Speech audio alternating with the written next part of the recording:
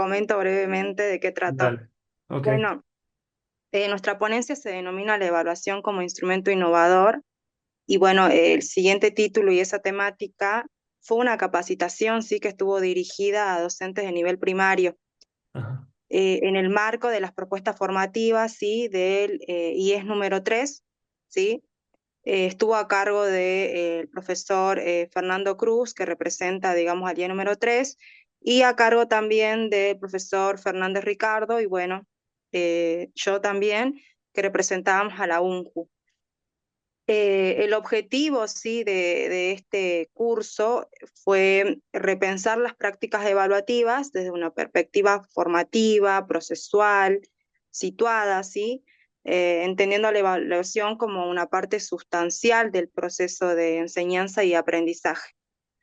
En este sentido también las preguntas que nos interpelaron, ¿sí? Para realizar esta propuesta comenzó desde el qué evalúo, cómo evalúo, para qué evalúo, ¿sí? Y también todas ellas fueron las que interpelaron las propias prácticas que se realizaron durante el trayecto del curso, ¿sí? Bien, ¿cuáles son por ahí los temas que abordamos dentro del curso de capacitación?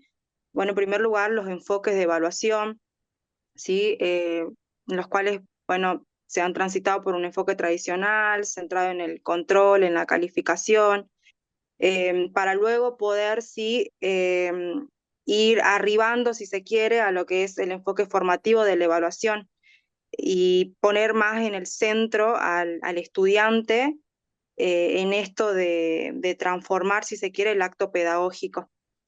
También otro de los temas que pudimos abordar son los tipos de evaluación, ¿sí? Que por ahí ya lo mencionaron también las profesoras que trabajan en la municipalidad, ¿sí? La evaluación diagnóstica, formativa, sumativa, cómo se pueden llevar a complementar estas.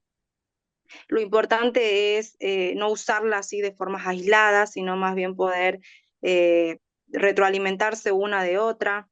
Y bueno, también abordamos lo que es la retroalimentación, que es el corazón, ¿sí? Del enfoque formativo, una retroalimentación que sea clara, que sea específica, que se oriente, ¿sí? A la mejora. Y bueno, nosotros como grupo por ahí pensamos en que no se trata de señalar los errores, sino más bien de abrir los caminos, partir de las fortalezas de cada grupo de estudiante y cada estudiante en particular. Las dimensiones también de evaluación, ¿sí? Pensar en que no es solamente un sujeto cognitivo, sino un sujeto socioafectivo, sociocultural, atravesado interseccionalmente por distintos tipos de factores, ¿sí? También, ¿por qué no pensar en lo actitudinal? Entonces, incorporar estas dimensiones lo que hace por ahí es generar una mirada más justa, ¿sí? Hacia el sujeto de aprendizaje. Bueno, también vimos lo que es la planificación de la evaluación, entonces evaluar no es improvisar, debe ser pensada, debe ser diseñada, debe tener criterios claros, seleccionar instrumentos adecuados, ¿sí? Al grupo, siempre pensando en el grupo con el que se trabaja, y tener también estos momentos de revisión, ¿sí? Con esto de la práctica autorreflexiva, ¿sí? Entonces, bueno, debe ser una evaluación que sea coherente también con el posicionamiento del docente y con el objetivo que nos proponemos, sí, en la enseñanza.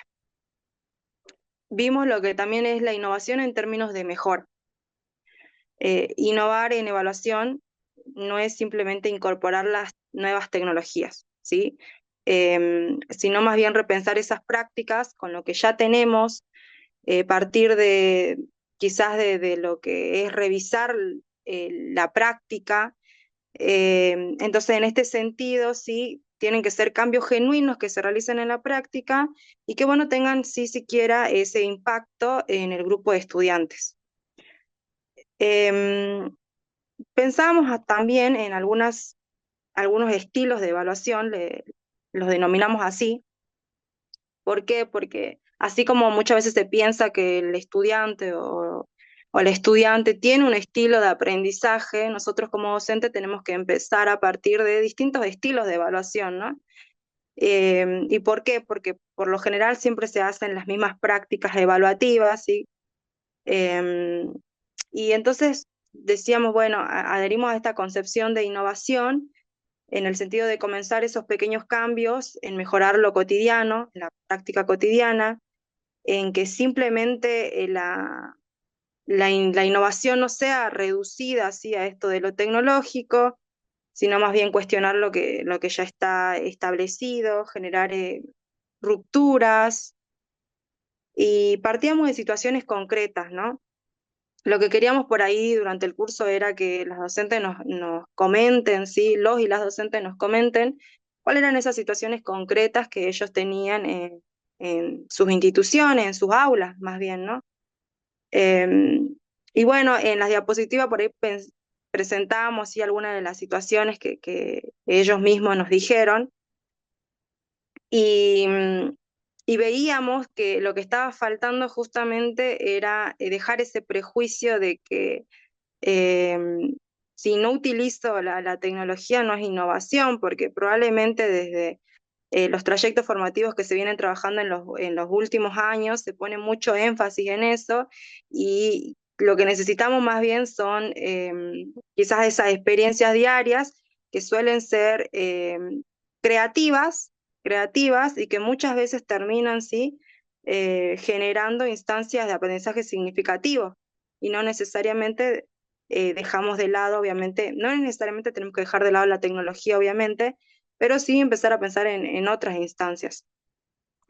Eh, y bueno, los resultados a los que arribamos, sí, si bien se hizo, sí, evaluaciones procesuales a cada grupo de docentes, porque trabajamos en grupo, sí, para priorizar si esto de la capacidad del trabajo con otro, con la otra.